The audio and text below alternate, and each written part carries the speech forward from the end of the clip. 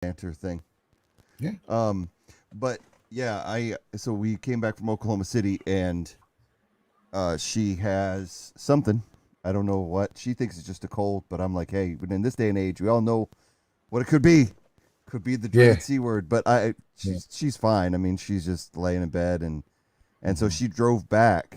We drove back from Oklahoma City, and she had a cold, so kind of sucked. And then today I felt fine, and then all of a sudden, about 2 hours ago, I got up and went, oh shit.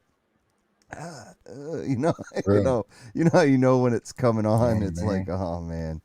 So Man. I'm not happy, You but see, we'll see. see, man, I don't know why I've been looking at so much social media. I seen a meme. They were teasing Aaron Rodgers Oh after they clinched number one seed. yeah, It's like, man, Aaron Rodgers doesn't care about anything. He doesn't care about having a family. He doesn't care about religion. He doesn't care about coronavirus. He just cares about going out and balling on people on Sunday. The only thing he knows is to go out and ball. He said he doesn't have a family. that's crazy. He said he doesn't care about religion. He doesn't care about science.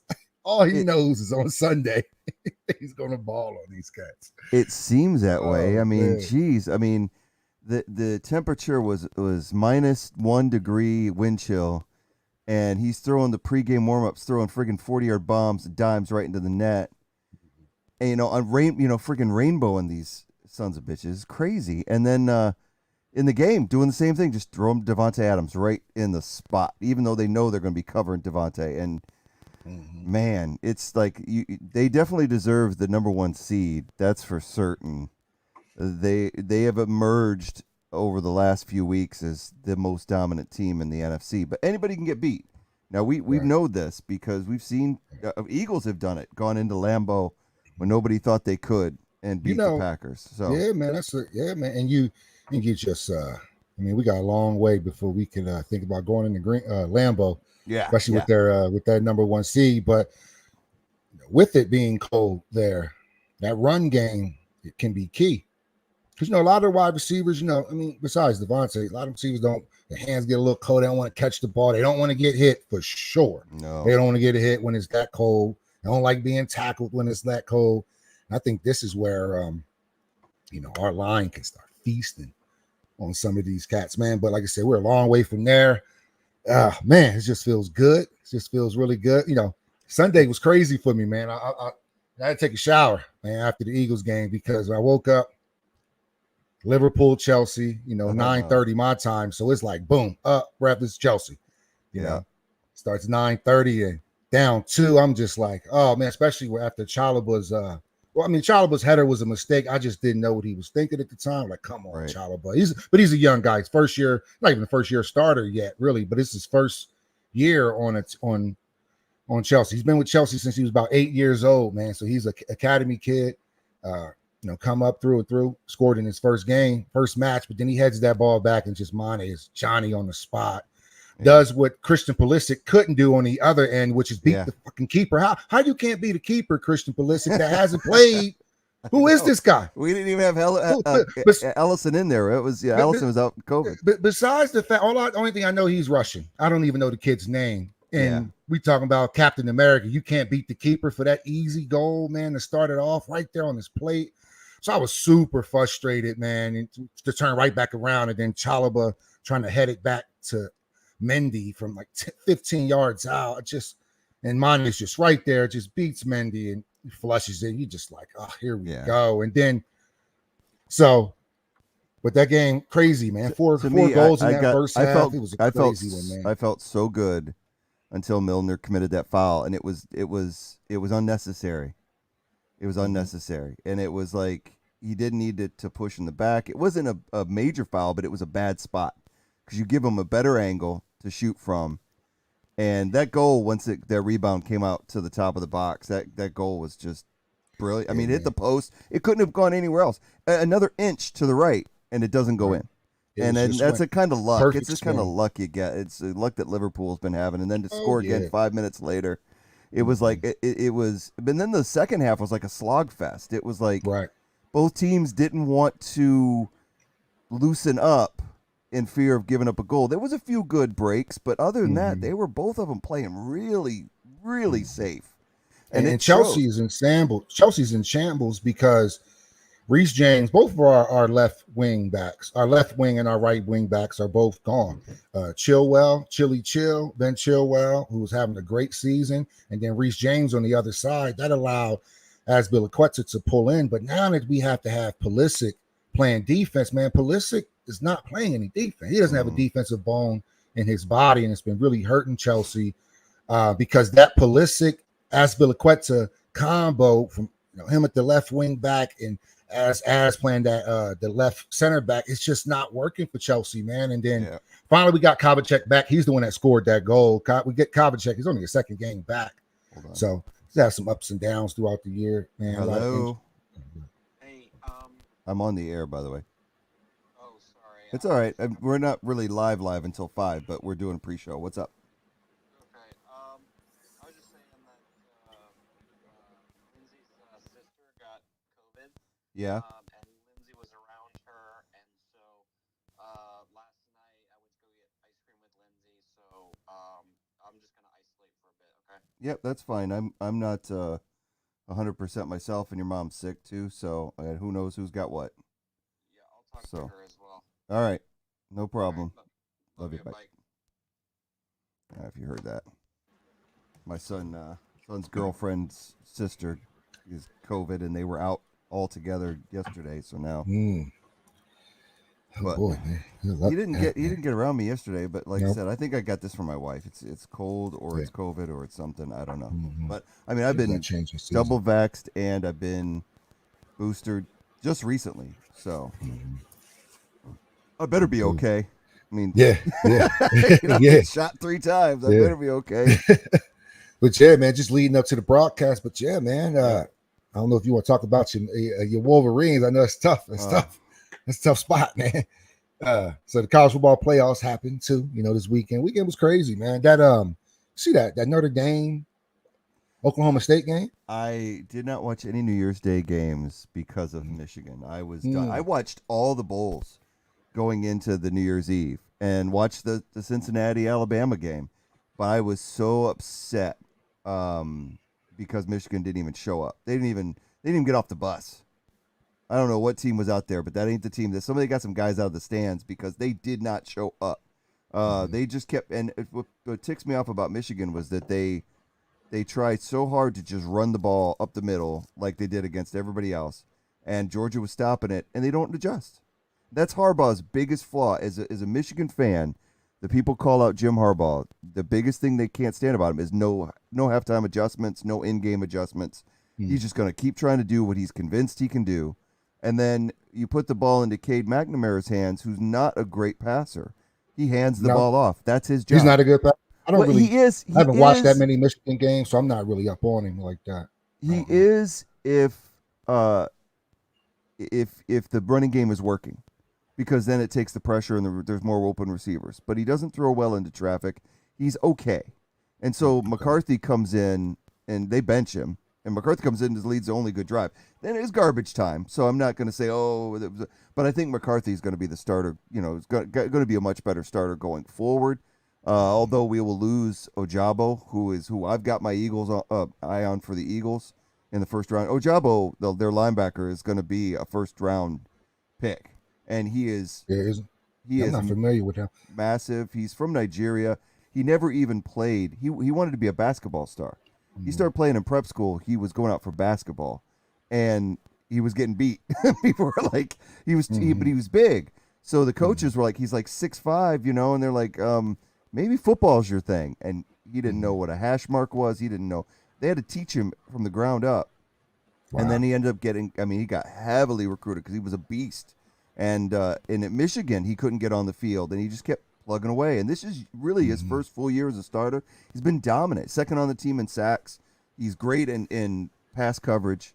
Him and Aiden Hutchinson were really good on Michigan. Hutchinson. That's who I was going to name. I was like, he's like number 90 or something like that. Big dude, 90 or 98 97, or like 97. 97, okay. And he will not fall to, he will be one of the first, I would say, for top 3 pick.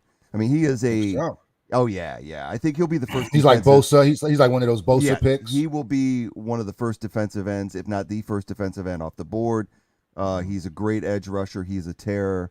And I would love the Eagles to have him because you put him on the side. Well, he's normally on the left side, but if you put him on like where Barnett is, or even taking over for Graham, put him on the left side, he would have been amazing. But there's no chance the Eagles are going to get him. But I tell you what, if they did have a player like him, he's a that kind of guy like Bosa, an edge rusher. What's his name? Well, Parsons plays linebacker, but he's really, when he gets on the end, man, he's hard to stop, And then Sweat is another one, from Washington. Not our Sweat. Our Sweat's pretty good too, but Montez Sweat. So he's got that kind of beastly ability. But I don't think we'll get him. Somebody like Jacksonville will probably end up with him or somebody like that because they're not going to draft a quarterback. And real quick too, man, did you see that kid from Oklahoma State? Is it Sanders? Something like that? Yeah, it's the Oklahoma State Notre Dame game. No, I did not see the game. But yeah. Oh man, I heard they came back. They scored like 30 unanswered points. Look, man, those adjustments, man. Dude Sanders, he was struggling a little bit to throw the ball, and I didn't know he could run. I'm not familiar with Oklahoma State. Right. I didn't know he could run, and all of a sudden he started putting together this where he would run when he needed to. He was picking up a lot of yards, and it's like the Notre Dame defense just could not respond. And number 6 for Notre Dame, whoever that corner is, man, it's probably the worst corner. But he's never even looked up for the ball most of the time. Kind of like Ohio State, number 14. Right. Yeah. He never even looked up for the ball a few times against Utah. Speaking of Utah, Utah's returner, wouldn't he be a good addition to our special teams game that I've been talking about? Is it Covey or something like that? He even ran one back. Considering our situation in the return game, yes, definitely. I mean, we've had Rager give us one good one, but man, again, another performance that's just subpar by that guy. And I got a little jokes. I got some jokes for Rager in this episode. So, and that was off of a hop. That was off of one of those. It wasn't just a clean punt. It was off the bounce where sometimes the guys can take it. The blocks aren't timed as well as normal. So, but yeah, man. It was a crazy weekend. Like I said, after I drowned my sorrows in too much scotch on New Year's Eve after Michigan lost, and New Year's Day was a blur because I was hungover. Went out and got pizza, and we had an ice storm in Oklahoma City, and I was like, I needed pizza. I needed my hangover cure, and I made the wife. That's probably what gave her cold.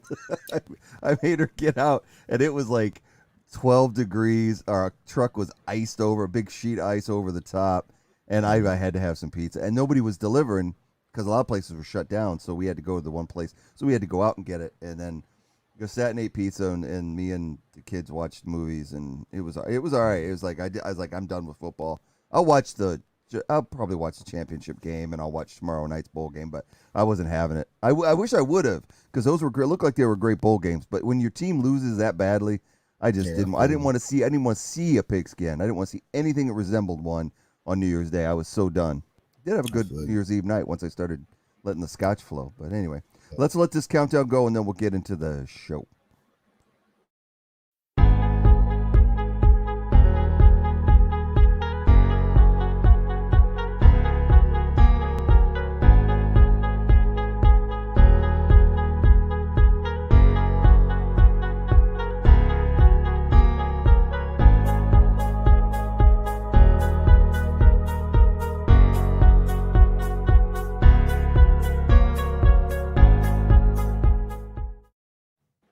Fly, Eagles, fly on the road to victory.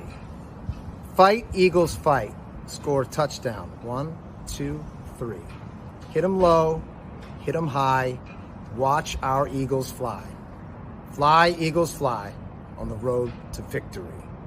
E-A-G-L-E-S, Eagles!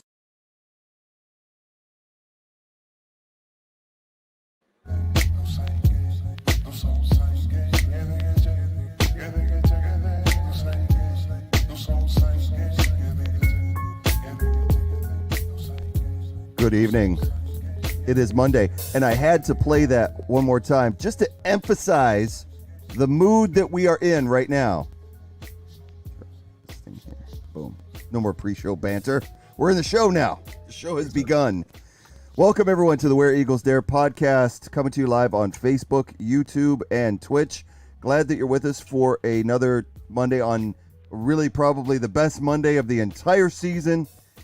If you haven't heard by now, the Eagles have clinched a playoff spot after their comeback victory over Washington yesterday afternoon. What a crazy Sunday. So, yeah, we had to start off with a little bit of the Fly Eagles Fly from our It's Always Sunny in Philadelphia crew. And while we're at it, let's let the regular music play too. Fly, Eagles, fly, on the road to victory.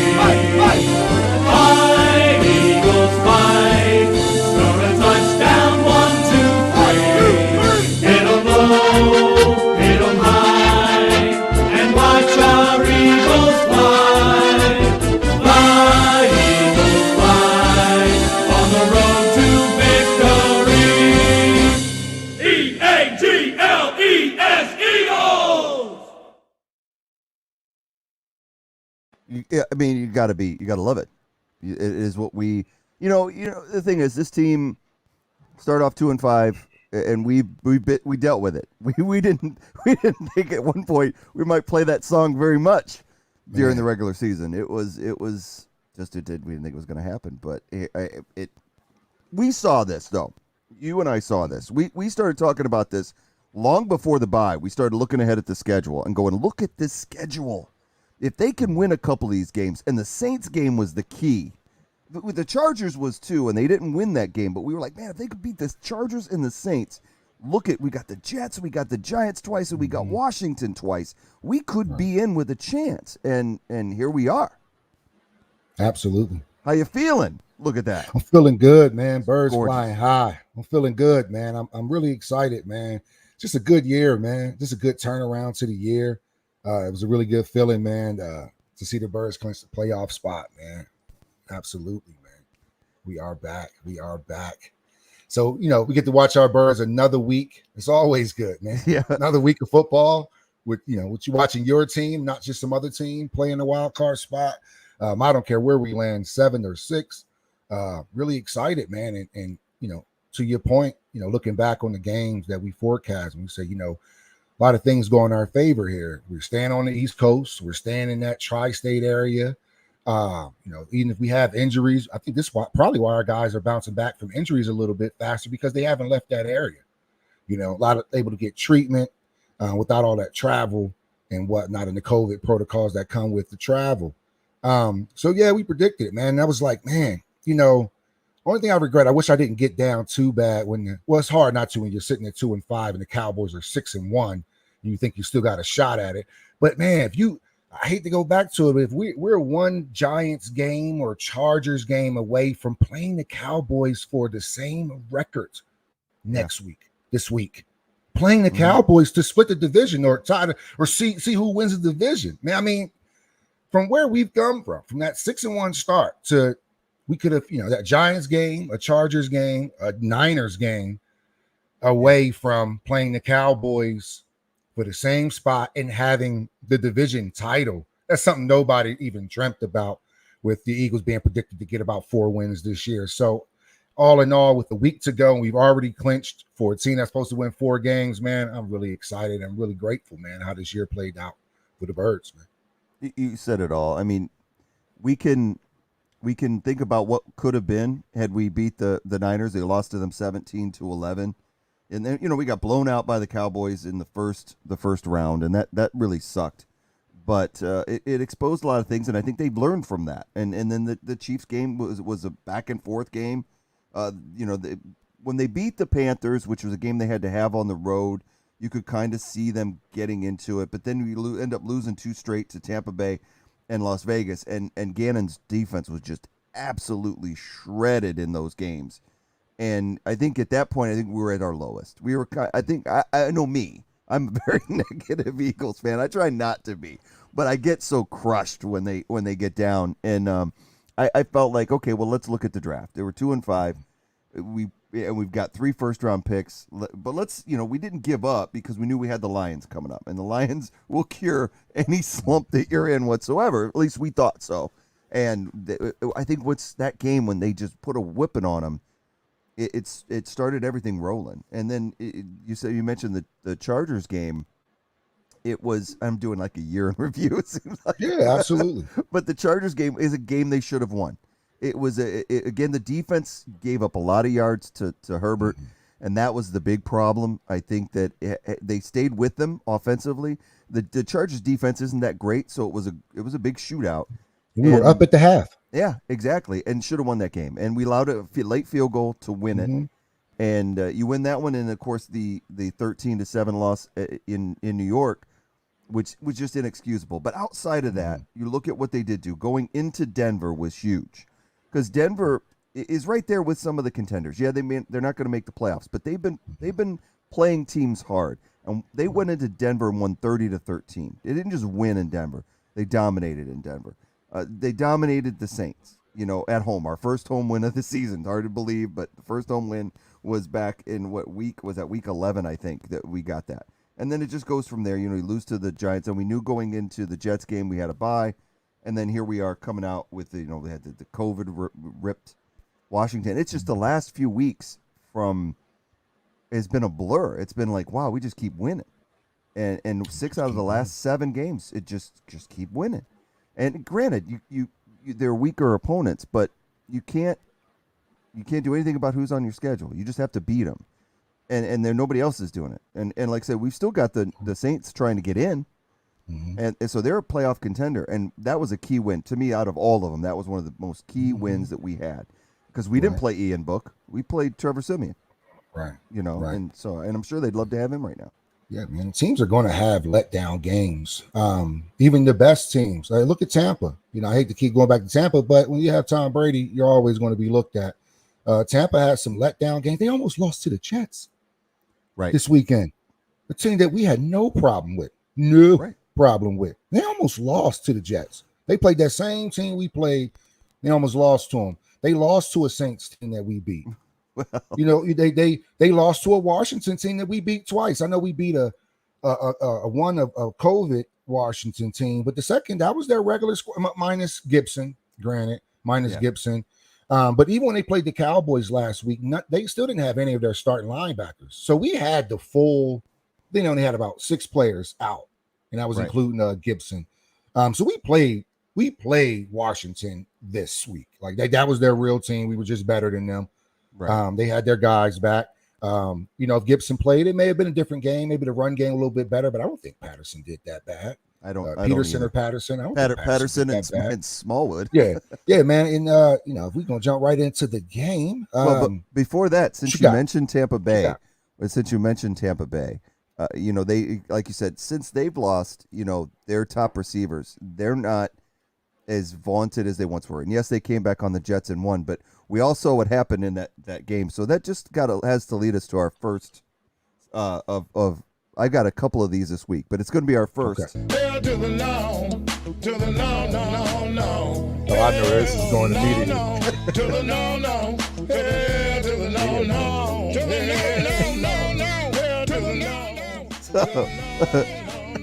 the hell to the no's this week.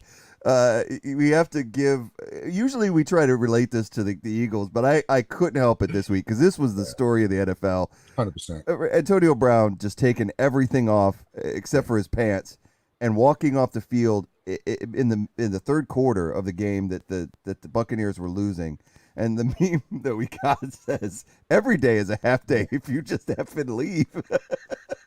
Yeah, man. People say that he hasn't been right since that Vontaze Burfict hit. Man, yeah. You see so many memes online. They like, I think we need to really give Mike Tomlin a lot of credit for putting up with AB for 8 years. Exactly. Just so many things. But a lot of people point back to like, man, I think he's really been different since that Burfict hit, man.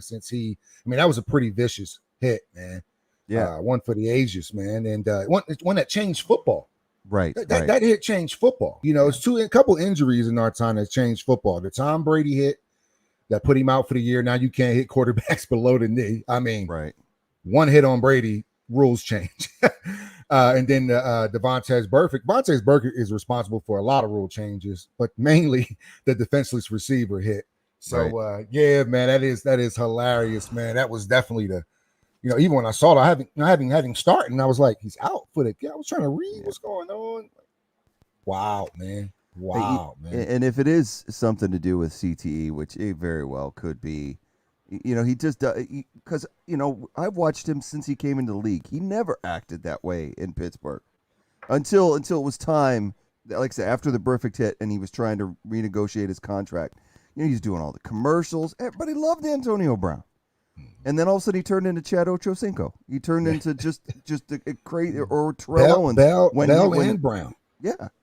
And Bell and Brown just could yeah. not get right after Pittsburgh. For whatever reason, they didn't appreciate what they had in Pittsburgh because nothing has gone right for them. I mean, don't get me wrong, Antonio Brown won the Super Bowl. He did score in the Super Bowl, so that did go right for him. But you get what I'm saying. On a consistent basis, just everything about Brown's life has just kind of shifted where he's just always in the news for a lot of, football and non-football things, just to the bigger picture of it. Le'Veon Bell, same way. It's just like, man. So. Agreed.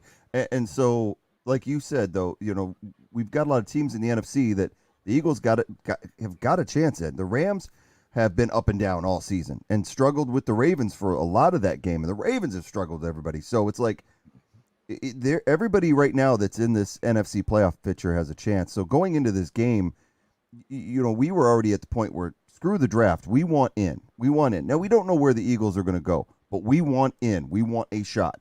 So they knew that they had to win at Washington, hope that the 49ers beat the Texans to eliminate some crazy tiebreaker that was out there, and then we needed the Packers to beat the Vikings to get them out of the way. And it all happened. And so, but the key was beating Washington. And I tell you what, I'm almost at the point where I'm going to stop watching the first half of Eagle games.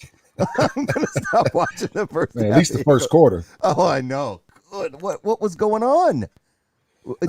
What's happening with these first halves? Man, in the last 5 games, the Eagles have been outscored 35-7 in the first quarter. The second and in the second through the fourth quarter, because we do 5 games because that shows your form, right? They do that in soccer as well, right? Gives you a good snapshot of what form you're in.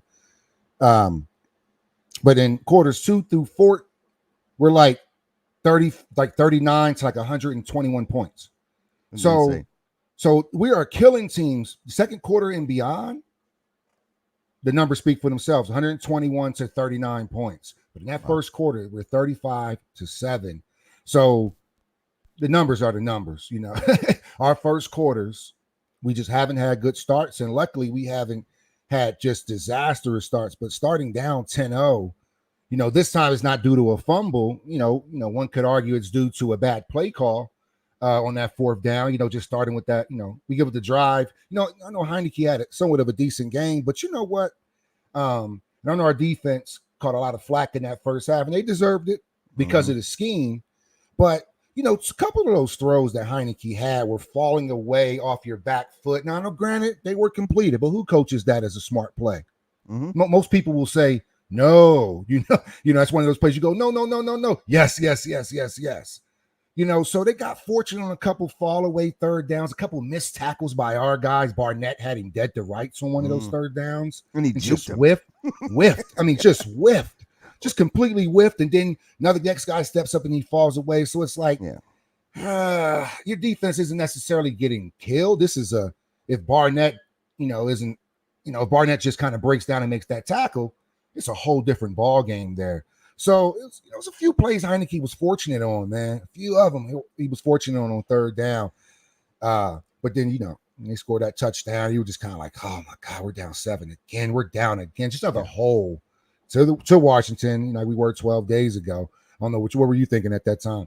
Well, like I said, again, I was on the road, so I was watching on my phone, which wasn't optimal, but I had pretty good connection, so I did get to watch most of the entire game without interruption. And that first drive was so frustrating because of what Jonathan Gannon does. And it really, I will give the defense credit, but I will never give him credit. The defense played outstanding, especially in the second half. In the first half, he set us up for failure playing, because he vacates the middle. And that's what ends up happening when you put pressure on Heineke and he has to throw falling away. Well, he's got receivers open everywhere because it's taking the Eagles so long to catch up to these guys. That one pass to Seals-Jones, there was nobody around him. Heineke's throwing off his back foot. Seals-Jones just got to stand there and wait for it to come down because the Eagles play such a deep zone that they have to recover. They have to continually recover. Now, I watched the game back again today, and I noticed that the shift in that.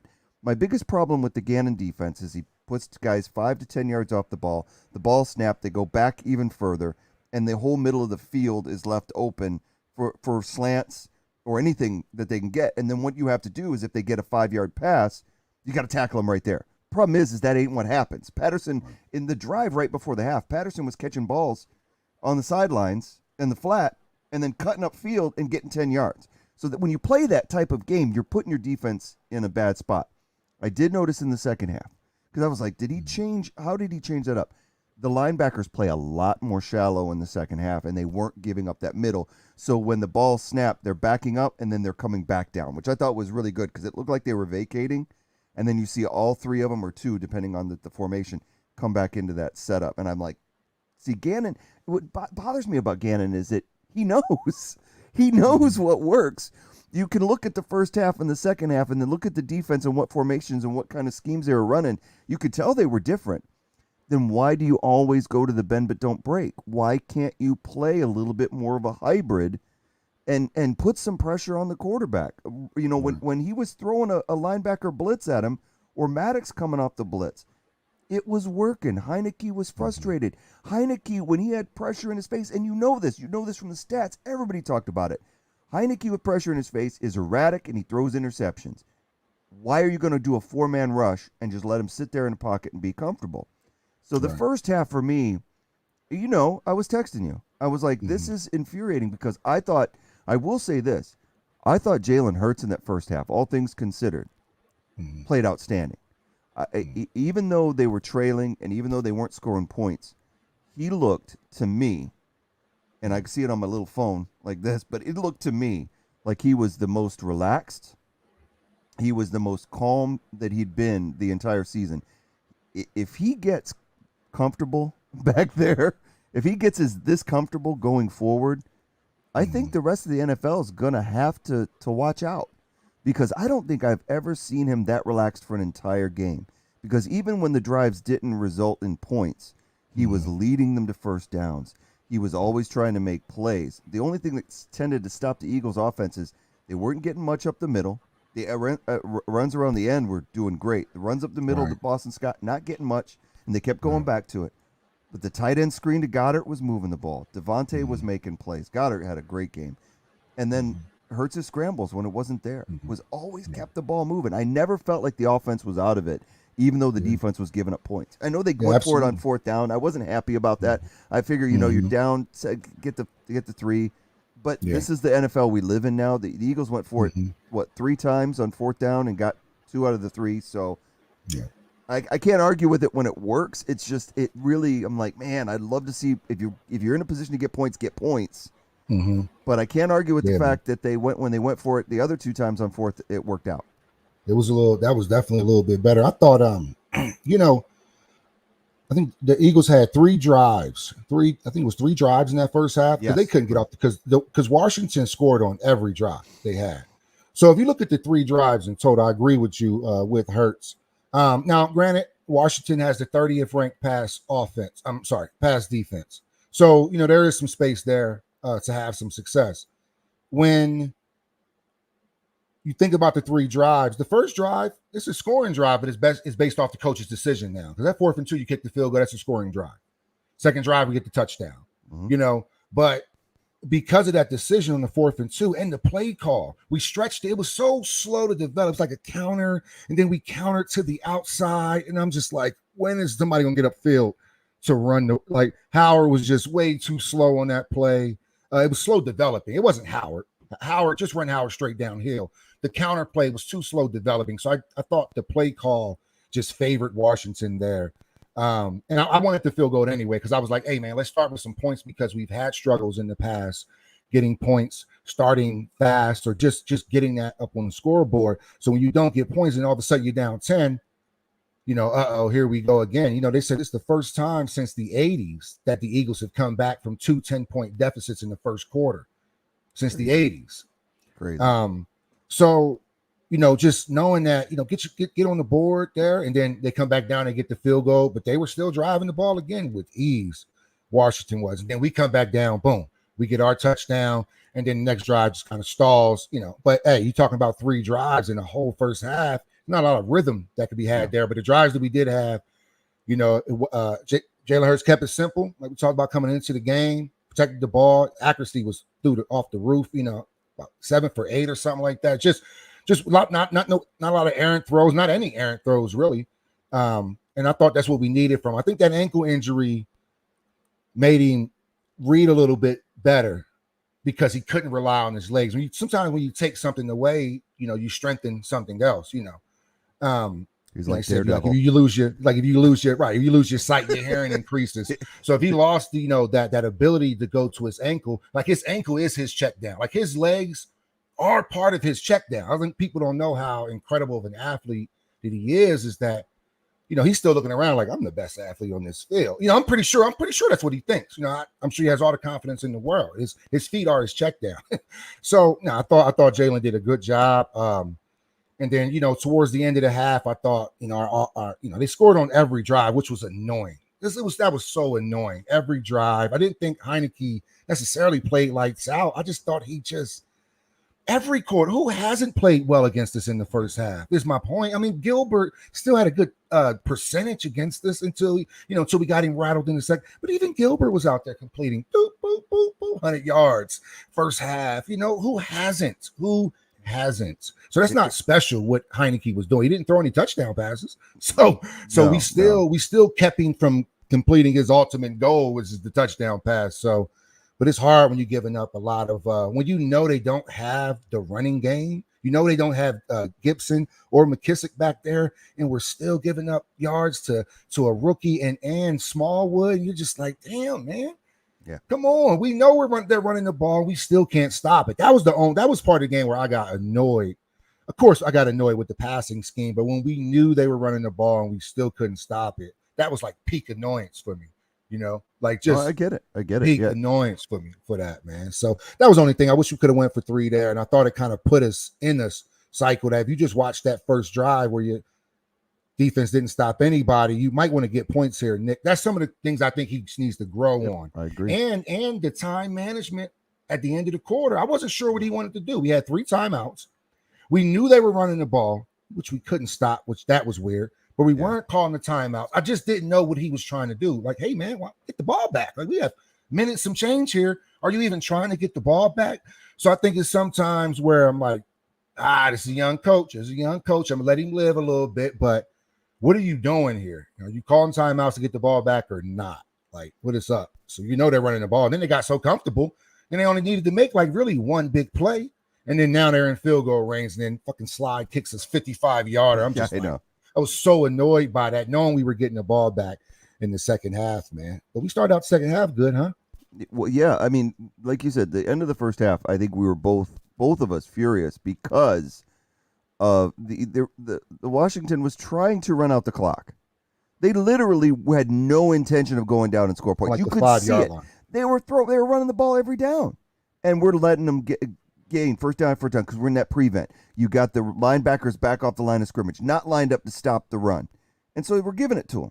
And then I looked at it when I watched it back today. There was 36 seconds on the clock, and Washington was at their own 30-yard line, and we still gave up a 55-yard field goal because of that prevent. And that's when I think I texted you, if either Gannon's got to change, or he's got to be fired, or nothing's going to help us on defense. And I don't see either thing happening anytime soon. Well, he did change in the second half, and that was big. But going into the first half, what was it? Heineke was 14-17 for 170 yards in the first half. And that just can't happen. In the second half, I was watching it back today. In the fourth quarter, with 9 minutes left, Heineke had 186 yards. So he'd only gotten 16 yards up until that near the end of the game. Until that final drive, Heineke was stifled in the second half.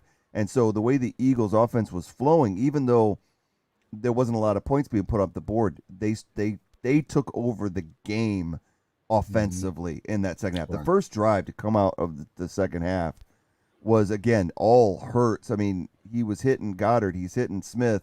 He had a couple of the other receivers. Of course, Jalen Reagor gives us absolutely nothing. In the first half, they tried to get him on a reverse. He can't even run a reverse right. He doesn't have any speed whatsoever. It looks like he's not even interested in running a play. 100%.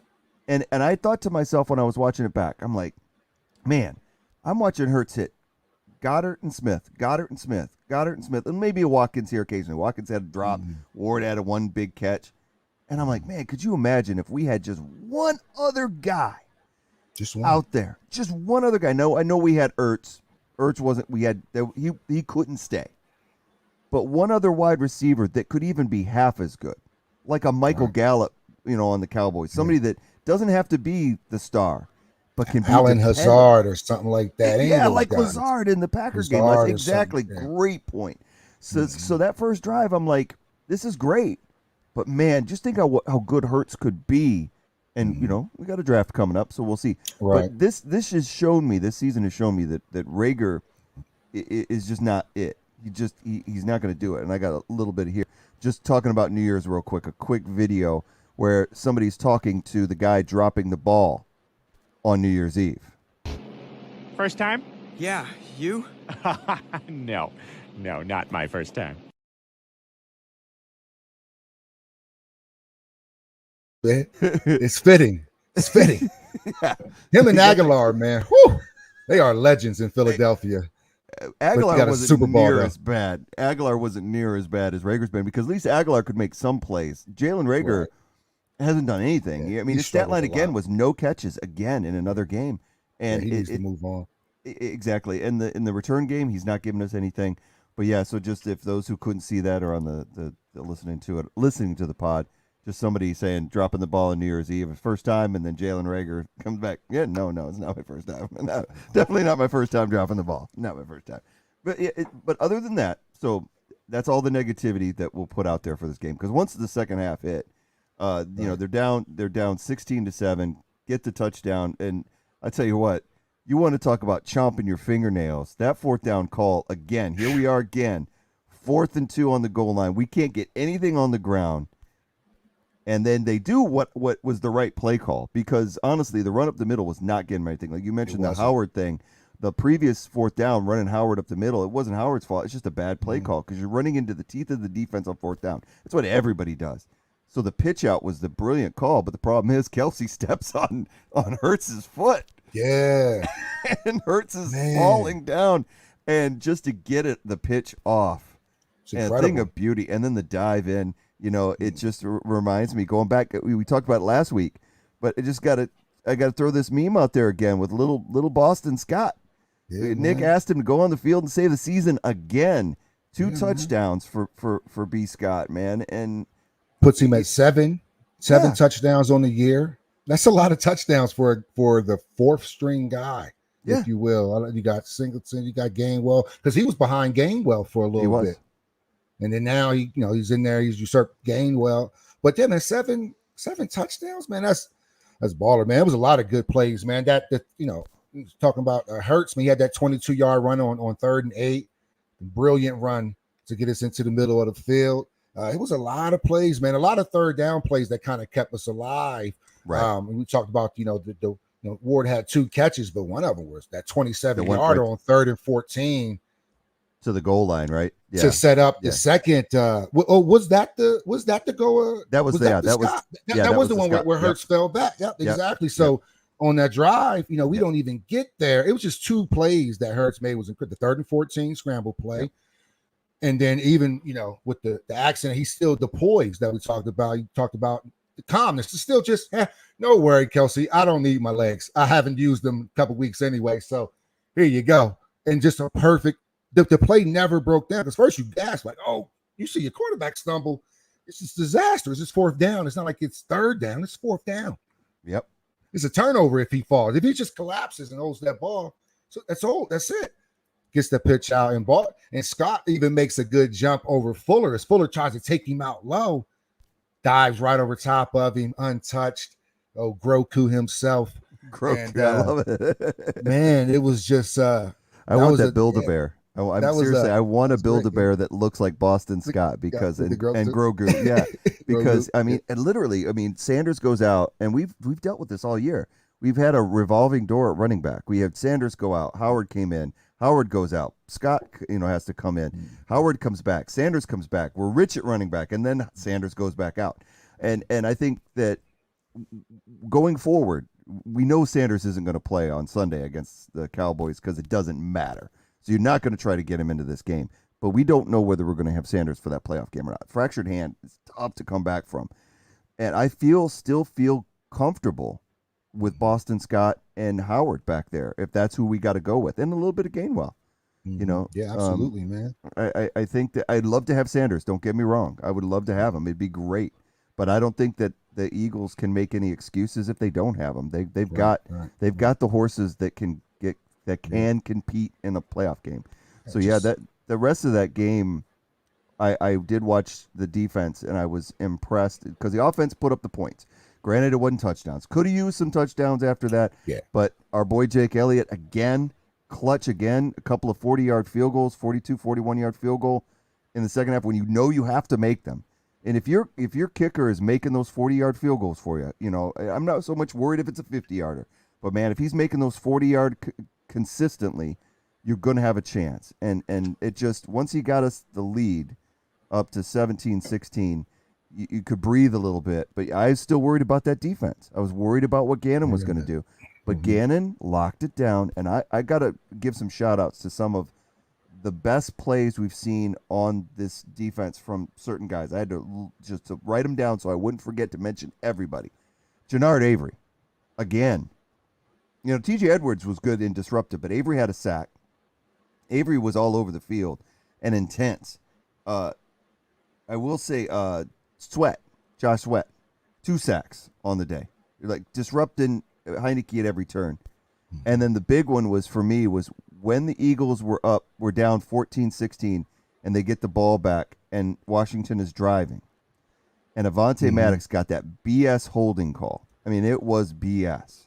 And I'll talk about the penalty situation in a minute because I'm tired of the Eagles getting the shaft from referees. Absolutely. I'm really getting tired of it. Absolutely. And Avonte that was a BS PI. I don't care what Mark Schlereth said. I think it was a good call. Screw you. It was not a good call. It was a horrible call. It was one of the worst PIs I've ever seen call.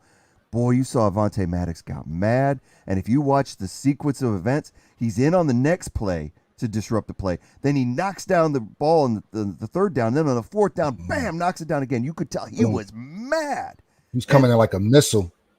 I couldn't say enough about Avonte playing as well as he did. And those guys were great. And T.J. Edwards had a great job. I also got to give it up to Rodney McLeod there at the end.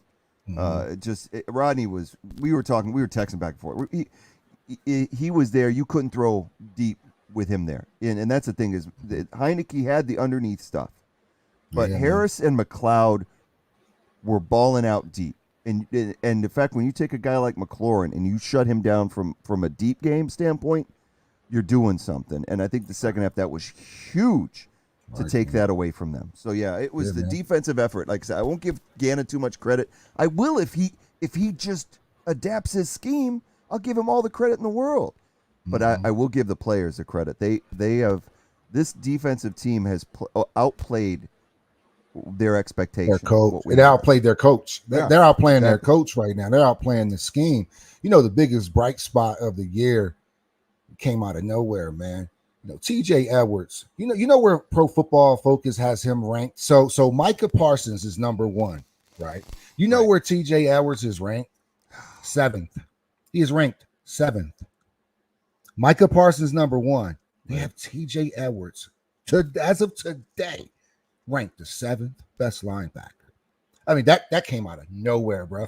From everything that happened, from getting rid of Eric Wilson to benching the captain, 49. Singleton. Singleton. Benching Singleton for Taylor. Then Taylor gets hurt. Singleton comes back in. Singleton's been playing well, but T.J. Edwards, Avery, man, Avery's ability to track down and tackle is exceptional. Is exceptional. Because he had a really big sack on Heineke, and Heineke tried to juke him too, and he wrapped him. That was one of the biggest sacks of the game, the Avery sack. Yep. His pursuit, his sack, he grabs him. You know, when you see a player old school, wrap and and go down, man. But T.J. Edwards, man, how about that, man? 7th, according to Pro Football Focus, man. That is pretty dope, man. Another spot I saw said Jalen Hurts is going to be the youngest quarterback to start a playoff game. Wow. Now I don't know if it's in NFL history or just this year, but Right. it's the youngest starter playoff game, man. I forget how young Hurt still is, man. So He's there's been this up and he's down. at the same age that Carson was when he was still in college. I think he's just early. I think he's just an early guy. Carson was still in college at this same age. As far as just development goes, this shows you how much he still can develop. Is my point on that. I agree, and we've both been in agreement over his ability, and like to say, and giving him leeway based on where he has it with his experience. Because right now his ability has not caught up with his experience level. He's getting that. They're starting to come together because his ability is amazing, and we know what he can do. I thought this game, coming from behind like he did, coming behind in the last few games, no matter what we do going forward, I think it's clear we don't need to draft a quarterback in this upcoming draft. There's not a good enough class to. It's clear that he's got to be the guy going forward, and we shouldn't let him look over his shoulder in 22 for anybody. I don't care who it is. And I don't think folks are saying the streets are saying Deshaun Watson's available. Why not? You already know how I feel. I just don't like the baggage that comes with it. I mean, the athlete is just. I mean, we're not talking about him playing football. We just talking about everything. We want to talk about noise, little hard little turn. But we talk about like with Chelsea, Thomas Tuchel, and the benching of Lukaku because he said it's too much noise. We want to talk about noise. Woo! Bringing Watson is going to bring a lot of noise. So much as like to have Watson, I do like to give him Oklahoma State. I thought he played really well. Yeah. But I don't know. We'll see where Royce Young is in a couple years.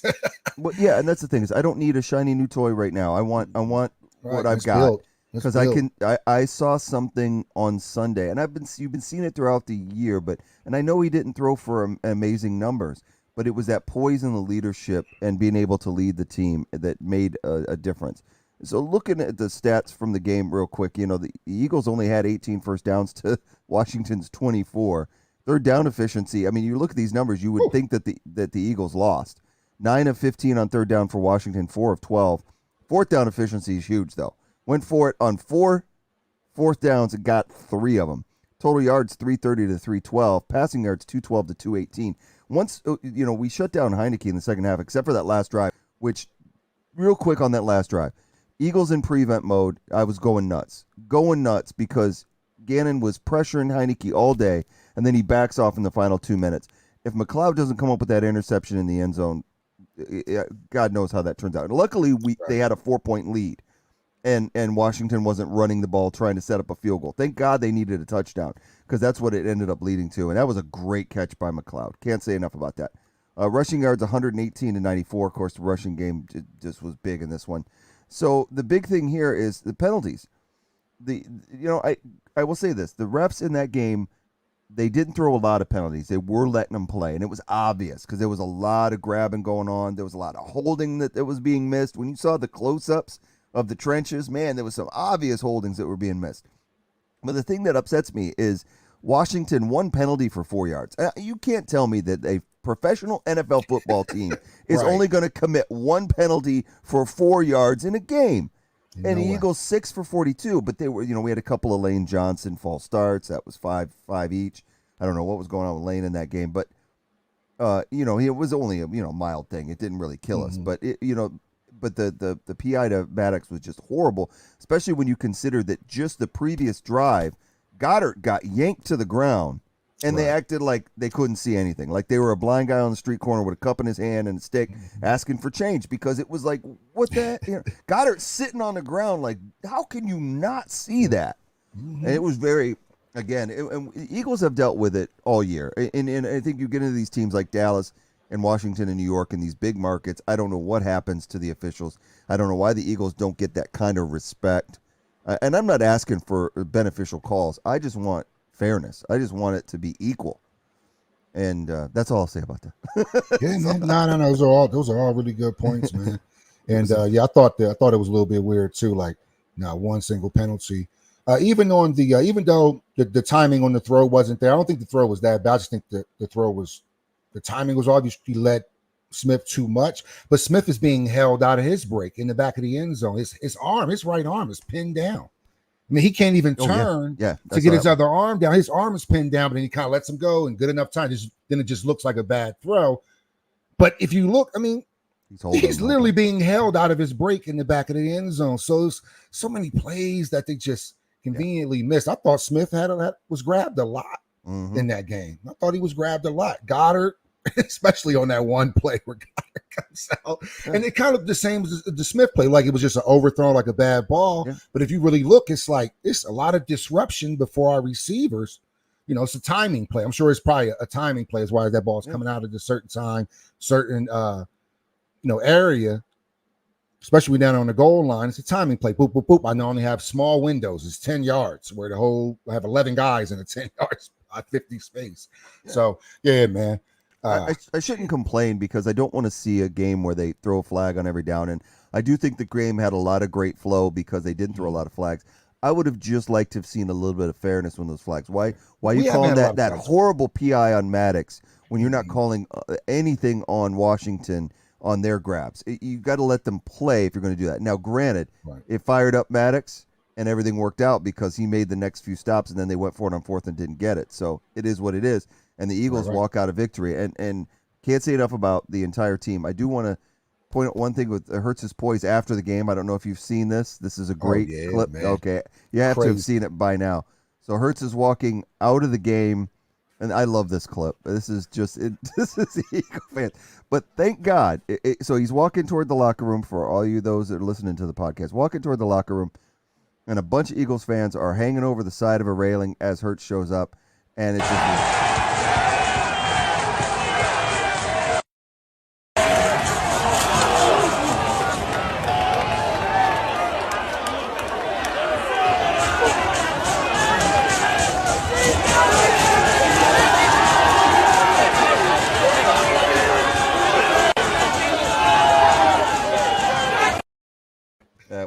That's nuts. That was brilliant, man. Man, the poise. How the whole railing and about 10 people fall right after you're just like I see this all day, man. I got 600-pound guys.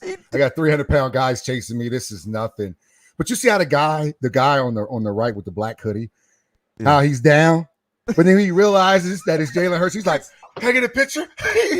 All of a sudden, he feels way better. All of a sudden, Jalen Hurts becomes the Robitussin. And everybody just feels better. They pop up. They all want pictures. Oh, and Jalen just indulges him. You know, hey, if you're going to fall out the stands, you're going to get a picture. Man. And he's got a big smile on his face. Why wouldn't you? You just had a comeback win. You're one game away from the playoffs at that point. Yeah. And imagine Jalen Hurts picking you up off the ground. Right. After you fall out of the stands and then turn up, and that's who you see. He gave away his gloves, his towels, and stuff to some of the one kid that had the helmet on. He gave him his towel. I think he gave the one dude the black hoodie that fell on him down there. And he gave him like his gloves and stuff like that. You see the dude with the Hurts jersey on, standing like, oh my God, like I'm face to face.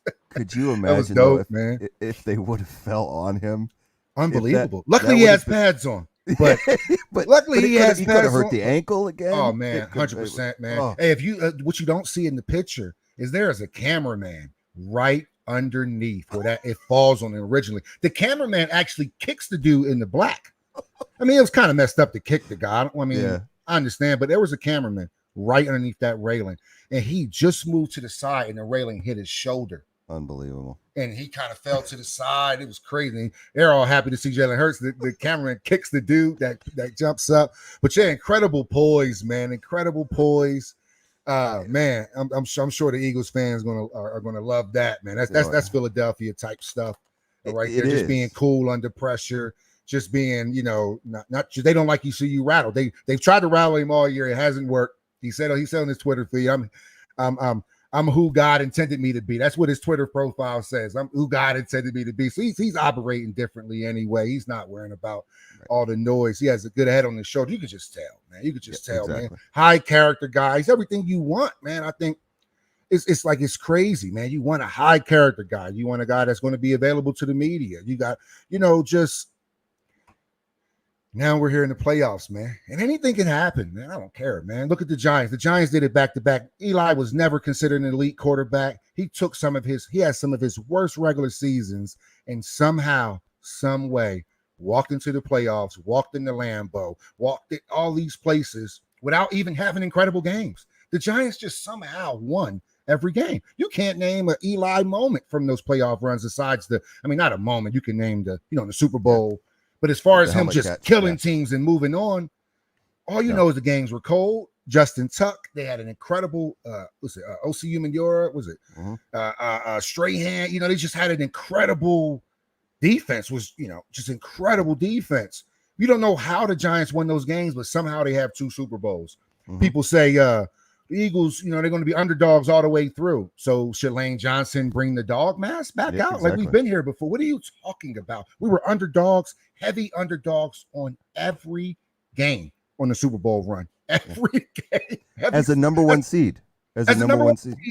Yeah. Underdog. That's why the dog mask came out. Yep, Look, exactly. Man, we've embraced this before. We're in a dog fight. You told me a team. You showed me a team that is number 1 in the NFL in anything and is scared to play in the playoffs. At the end of the day, we're the number 1 run team against other NFL teams. We didn't play high schoolers. We play other NFL teams. We're number 1. We've pushed around everybody. Exactly. And why would we be scared to go into the playoffs? Exactly. And looking at the NFC playoff picture, this is what we got right now. We've got our division leaders. Everything's clinched except for the NFC West with the Rams and the Rams and Arizona going up against each other for that. So if the Rams lose and Arizona wins, Arizona can win that division. So the Eagles probably at 9-7 may not move very far up this list. They could if San Francisco loses and New Orleans gets in, but they're going to be around second or third wild card position. Probably will more than likely play the Rams or Tampa Bay, but we don't know. So we can't even speculate right now what's going to happen because everybody on this list is in except for San Francisco and New Orleans. They're going to be going for that final wild card spot this coming weekend. But right now the Eagles are sitting pretty. They've got a spot wherever that's going to be. We know we're going to play one of those teams except for Green Bay that are at the top. And we just got to have, be able to, if we get a rematch against Tampa Bay, the biggest thing for me is they don't have those receivers. So I'm telling you, Gannon better play some high pressure defense against Brady. If we go up against Tampa Bay, if we go against the Rams, same thing. We got a double Cooper Kupp and then come after Jared Goff. Look at what the Ravens did to him, even though I know they ended up winning that game. They pressured, not Goff. What am I saying? I know, I got you. Stafford. It's so hard to remember sometimes. But yeah, I meant Matthew Stafford. Matthew Stafford, when he was with the Lions, he doesn't handle pressure well, just like Heineke. There's a lot of quarterbacks who don't handle pressure well. So I don't get why you wouldn't blitz him, at least bring 5 guys occasionally and try to ruffle his feathers. So depending on who we play, we got it. It is a chance. It depends to me on how Gannon plays the defense when we get into the playoffs. This week is irrelevant. We're going to play the Cowboys. They may play starters. They may not. We'll see how that comes. We'll talk about that here in a minute, but I did want to point this out.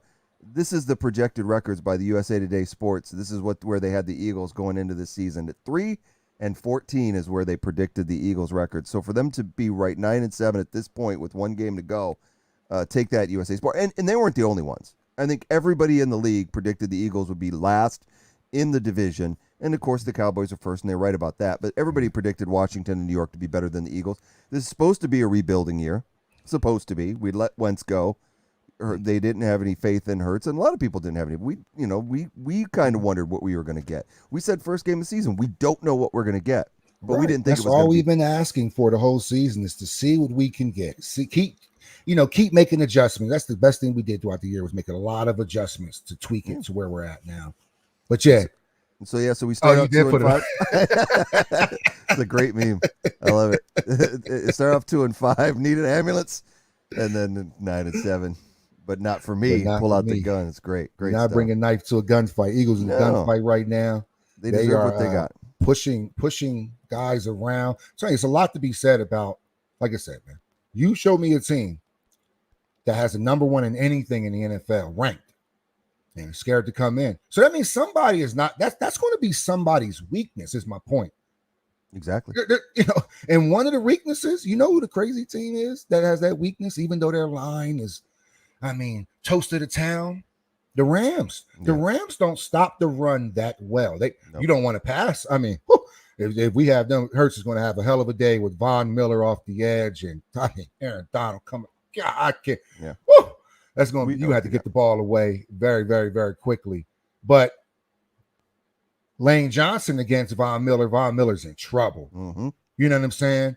Mailata, you see when Hurts just that fourth and one where Hurts just fell down behind Mailata and Dickerson. Dickerson is not a little guy either, man. Nope. If you watch those guys stand up next to each other, the left side of our line, massive. Mm-hmm. All Mailata and Dickerson had to do was lock arms and fall forward. And it's who going to stop Mailata from falling forward? Nope. I'll wait. Yep. I got all the time in the world. Who's stop it? If he wants to fall forward, guess where he's going? Forward. Exactly. So that's like a easy 1 to 2 yard by just being able to get off of Mailata. Thought, man, Dickerson is doing such an incredible job on that left side. I can't speak on it enough, man. That's such a man, to get a lineman to come through for you and to play well and to be young. He's 24, 25, something, this is what, rookie, second year? Yeah. Dickerson. Yeah, to have him, this is his first year. We drafted him in the 3rd round. Oh yeah, he was as a center. He came out of Alabama. Was a center from right. Alabama. Yeah, he's supposed to be Kelsey's heir apparent, but that's where it was because we lost Sayamalu. We had Brooks go out, so he's been forced into playing, and he's played excellent. In just fingers crossed, no injuries, that we keep this going because the line Herbig coming in is huge. Opeta coming in is huge. It has been, the offensive line has gone through so many changes this year, and they've come out on top.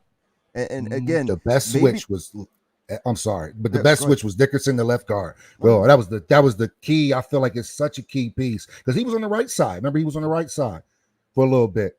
Yeah. I think just just little details, man. Just him going to that left guard. I don't know. I think it's just underrated. I think it's helped all the way out because Herbig playing off of Johnson, playing off of Lane, has found his strength. Because you look at Herbig's not a small guy by any means, and you got Kelsey always pulling, so you can run either direction. This is one of the best running offensive lines we've seen in Philadelphia. Passing blocking, they're decent. We get some holds out of Mailata occasionally, but run blocking, this is one of the best lines in the NFL, and I mean that not as a biased homer. I mean that is fact. Number I've one. watched them all year. They're number one, and the number one rushing team. There's no argument. Number one in the league. No matter who the Eagles get, in this game coming up, and they have flexed it. The NFL has flexed the game to Saturday night at Lincoln Financial Field, so it's an 8:15 start. So you get a nice little Saturday night game. I don't know what's going to happen in this game. I really don't. I mean, I don't know what I want to happen in this game, to be honest with you. I would love to see the Eagles win and go 10-7, go into double digits. That would be great. But do I want Hurts out there in the cold in a potential game that doesn't really matter other than they may move up a spot or two? They're still going to have to play Tampa Bay or the Rams most likely. So why would you even care? You definitely don't want, like I said earlier, Sanders out there. Do you want Howard out there? Probably not. But then we got to have Scott. We got to have somebody run the ball. Let's bring in Kerryon Johnson up to practice. I was just about to say that. Kerryon Johnson, Gainwell, and look, man, let's why not? You don't want Hurts out there for multiple reasons. For one, you don't need him out there, and he has a high ankle. It takes a while for people to cover from a high ankle sprain. I know it's kind of glossed over, and I didn't even know it was a high ankle sprain until he came back, and I said, damn, that ankle injury was really an injury. He's not the same. When he ran for 6 yards in one game, that's when I was like, oh shit, he really has an ankle injury. Like this is ailing him. So I think because anything can happen. We're playing some good teams. Minshew hasn't got a lot of burn all year. Why not throw him in there? Yeah. Get him some more burn. In case, you got some dirty players in this league, man. They'll probably be hunting. It's the playoffs. They're going to be hunting for Jalen Hurts' ankle. Yeah. He may come out for 1 or 2 plays just to get it retaped, or anything can happen. So I say we start Minshew, we start Kerryon Johnson or Gainwell, mainly Gainwell because he knows the offense. Right. I think we sit Goddard. I think we play. What's the 6'6" guy? Like 6'6". Stoll. No. Who's the other guy? We play Stoll, and I think it's like Stoll. Stevenson or something like that. He's like 6'6", 6'8". A tight end we have. He's played a lot throughout. He's escaped me. Man, who is this guy's name? But yeah, him. And then I'm I either, say- back up the line. We don't want Mailata getting hurt. We don't No. want. We've had so many injuries on the line. I don't care about this game. I would like to see Yep. Minshew versus what's his name? What's the backup for Dallas. I'd rather Dallas. see Minshew against Dak, and let's maybe put a little hurt on And Dak, they're- but They're not going to play Dak. That'll be No. crazy, man. Well, for They're them, not gonna it play is. Dak. They're not going to play I don't know if Zeke. it's important for them to move up either. They've already got the division locked down. There's a chance they could move up into the third spot, maybe the second, but that's unlikely. It would take the Rams, Yeah. and both the Rams and Tampa Bay losing, so they could move up one spot. Do they really want to and risk an injury? Do we want Zeke hurt? And I'm with you. I think that this game, that's why we didn't really want to build a good big preview on it, because there's too many unknowns. Right. It's a really tough. The Cowboys, I think, in the game are favored by 6. I don't even, or 5. I think it's 5. I don't even know why you can even put a 5 spot on there, because we don't know what's going to happen. It's just whatever. I think you're right. I think play Jalen Reagor and J.J. Arcega-Whiteside as your wideouts. Yeah, And then man. let Quez sit. Definitely let Devontae Right. sit. Devontae Smith, all of them, man. Yeah, That's yeah, just. it's I know we're just- coming off a bye week, so they somewhat rested to get another don't rest anything. week, especially for our line, our big guys. Yeah. Man, our big guys getting that much rest. Woo, I'm telling you, man. I'm telling you, man. If Howard comes in healthy with because I don't know how Sanders bounced back. They probably could put some padding. Maybe he just have to just keep practicing with another dominant hand, because you only really need one hand to run the ball. You just can't switch during the sidelines is where it really comes in at. But Right. you should be able to tuck one and have enough padding around the other one to get you through a game. And they're going to be slapping at it or punching your hand for sure. Mhm. But if Howard, Howard looked about 80% in that last game. You get Howard healthy, man. And our linemen, just one more day off, just one more day of treatment, just one more massage, and get those guys rolling. All that stuff matters to them big guys. That recovery, man, That's why players take. I'm about to go off the ringer. That's why players take steroids. It's because the recovery.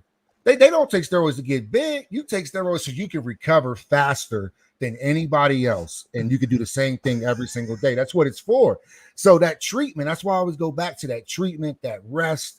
Man, it's like steroids to those professional athletes, man, just getting 2-3 more days off. I would like to make a disclaimer that the Where Eagles Dare podcast does not endorse the use of steroids or any performance-enhancing drug. Say no to drugs, kids. But yeah, I get what you're saying. Recovery. But you're right. You're exactly right. Is it why they use it? The thing that occurred to me while I was saying it, though, is that this team does have a lot of pride. We've seen in the last few weeks, I've been reading about how every one of the veterans have stepped up. And this is where I'll give Nick Sirianni a lot of credit, is that he's gone to guys like Kelsey, guys like Rodney McLeod, and had them giving pregame speeches to get the team fired up, because they are the leaders on this team. They've been there. And like Sirianni said in one of the postgame interviews, these guys won a Super Bowl a few years ago. I'm not the experienced guy. They are. They should be the ones talking and leading this team. Right. So he's turned it over to them. They may go into this game, and Sirianni may go to them and say, hey, what do you guys want to do? And granted, he's going to probably limit Hurts, but he's going to leave it up to some of these guys. Do you want to go out there and beat the Cowboys? Do you? I mean, I can kind of see that happening. I think he's going to leave it up to players. Granted, that's risky, but maybe you want to keep this momentum going and beat the Cowboys right into the playoffs on a hot streak. You don't know. It's pretty normal. I was listening to I think it was Michael Irvin. Where he talks about how during this time of the year, people are so tired of hearing from coaches that it's almost nothing the coaches can do anymore. So a lot of your old school, they said Bill Parcells used to do it. They used to let LT talk to the guys, Carl Banks talk to the guys, just a little history on it. And then same thing with Jimmy Johnson. He used to let Michael Irvin talk to the guys, or Troy Aikman take it this week, or Emmett, towards the playoffs, because it's almost like going into battle and you want the king on the horse with the sword, somebody that's riding into battle with you. And when you're that broken and beaten down, you not want to hear from a guy that's in the suit. You want to hear from a guy that's just broken and beaten down as you, telling you that we can still do this, we can pull through, we can still keep fighting. Our goal is still right in front of us. And it does hit harder when you're getting it from somebody that's going to be right there in the trenches with you. And I mean, your center, I mean, it's already a captain in itself. The offense is literally centered around him anyway. He's a hell of a leader. It was a good speech. I did listen to it. Yeah. They said he was almost on beat Doc level. I'm like, slow down. Can you feel that? I was going to mention that. It's like, before this year, we used to get that. Malcolm Jenkins used to always talk to the defense and talk them up, and before that, B-Doc. So the Eagles have a history of these guys stepping up and doing that sort of thing. So I think that brilliant in the last few weeks for Sirianni to do that. Speaking of Kelsey, one quick video here. This is one of the reasons I love Kelsey. This is actually going back to the Atlanta game, the very first game of the season, and I just happened to find this one. This is Kelsey after the game and a fan offering him a beer. Kels, I got you a beer, dude. Dude, here's a beer. Can I have this? Absolutely. Oh, dude. Yo, here. Cheers to you, man.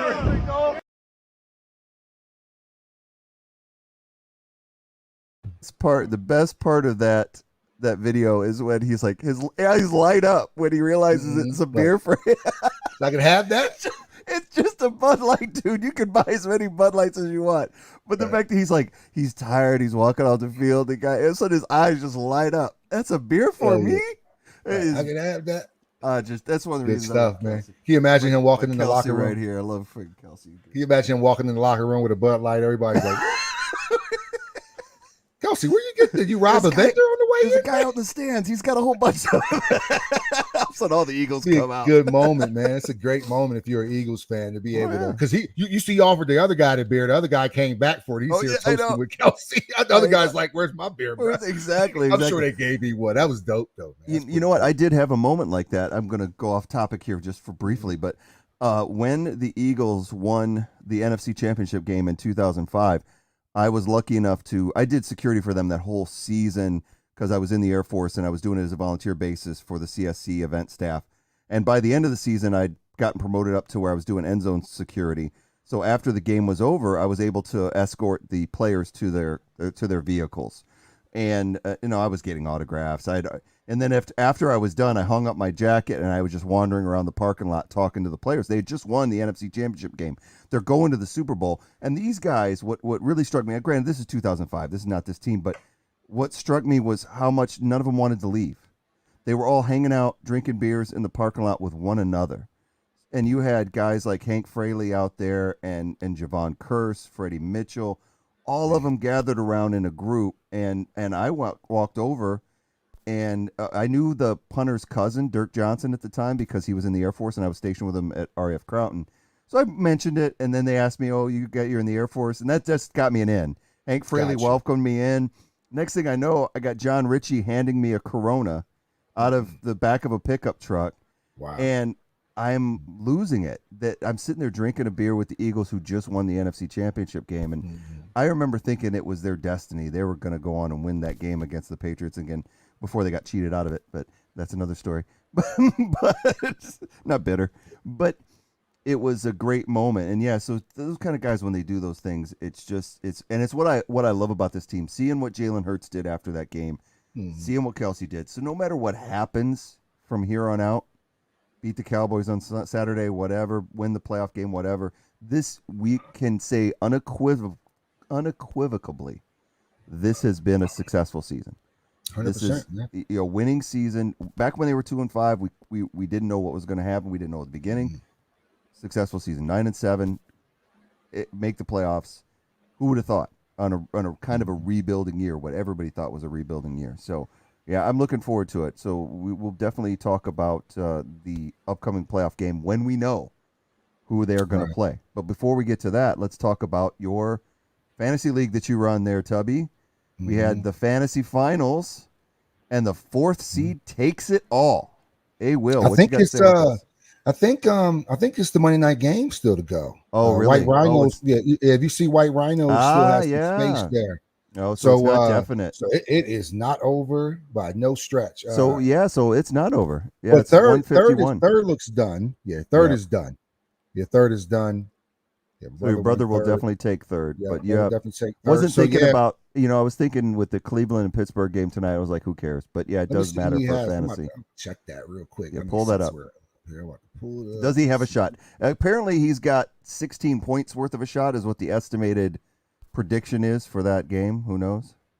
Yeah, I'm gonna put up 94 points. I would have had a bad showing. All right, let me see. The championship game. All right, let's see who. White Rhinos. This boy Daniel Rod. He's captain in the Air Force. He's stationed over there in Yakota. Oh yeah, I like it over there. Yeah, and A. Will. I met him. He's from Fort Collins. He used to buy cheesesteaks from me on my food cart. So White Rhinos had a 26% chance of winning, and he only has Johnson left, Deontay Johnson. So he needs a incredible night. And Chubb is supposed to be playing, so because it's really not a big game for the Browns. So yeah, interesting. Yeah, he just has Deontay Johnson. Yeah, he needs a miracle. Yeah, it should be your fourth seed. Should be taking that. It was pretty good. Yeah, stranger things have happened. But yeah, we won't say congratulations, but we'll give a premature almost congratulations because we won't be back talking about this until next week. That Burrow comeback put him over the top. I'm looking at it right now. Jordan Burrow's got him 50 points. Yeah, Dak Prescott got him 42, so it's somewhat of a wash. But anyway, yeah man, good crazy on him. Stuff. I know. As far as the picks game goes, normally we cover that on Wednesdays, but we're not going to be here on Wednesday. We don't really need to preview the Dallas game. We basically said all we really need to say about it at this point. We're just going to see what happens. We don't even know who's going to play. So we'll be back here next Monday night to discuss the Dallas game, whatever happens, and then talk about who the Eagles are going to have as a playoff opponent and kind of look ahead to that game and whenever that's going to be. And I'll get everybody up to date on our picks game. Right now, as it stands, just going into the Monday night game, I dropped about 40 points to the leader. However, I have 60 points up on him in the bowl games, so we're actually kind of like in a dead heat going in to week 18 of the NFL. And I will say this, going into the picks this week, I don't know who I'm going to pick, but I'm taking a lot of underdogs because last week of the season, when there's nothing to play for, that's a good point. It's you just can't take a favorite that's favored by more than 3 because you just don't know who's going to show up for the game. It's probably the biggest year where Vegas could just get over on everybody because the lines are going to be so meaningless. If you're betting this week in Vegas, just say no.